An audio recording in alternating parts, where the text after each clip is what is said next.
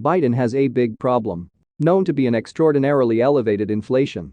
Before we continue, please subscribe to our channel and hit the notification bell. How bad will inflation in the US get?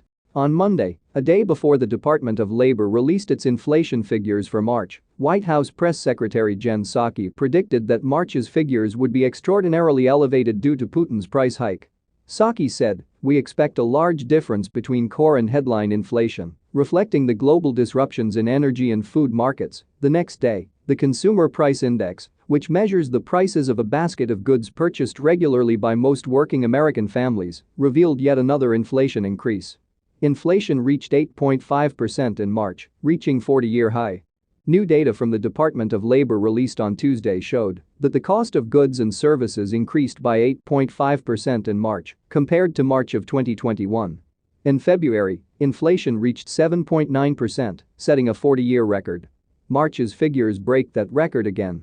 The core consumer price index, which excludes the price of energy and food, rose by 6.5% over the last 12 months, in line with top economists' predictions. While remarkably high, there are some signs that inflation may finally be slowing down, with the figure rising 0.3% for the month, less than the 0.5% estimate. Lael Brainard, the governor of the Federal Reserve, said that the figures are a welcome development as the federal government works to bring down prices. "I'll be looking to see whether we continue to see moderation in the months ahead," Brainard told the Wall Street Journal. The dataset from March is the first to show the impact of the Russian invasion of Ukraine and the sanctions levied against Russia by the United States and NATO allies. With a fuel crisis hitting the United States and some European countries committed to sanctioning Russian energy and major disruption to supply chains just as businesses were beginning to get into their stride after the COVID-19 pandemic, rising prices could persist for months more. Energy prices in March rose by 11% over the last month and by 32% compared to last year. The cost of gasoline at the pump is 48% more than it was at the same time last year, and food prices have increased 8.8% over the last year.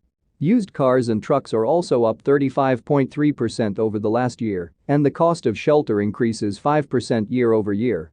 Biden administration predicted inflation reached a peak over 3 months ago.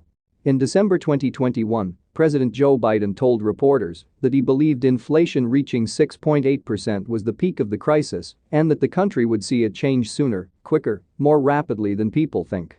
Not only have the president's comments proven to be incorrect, but members of his own administration and officials from the Federal Reserve disagreed with him at the time.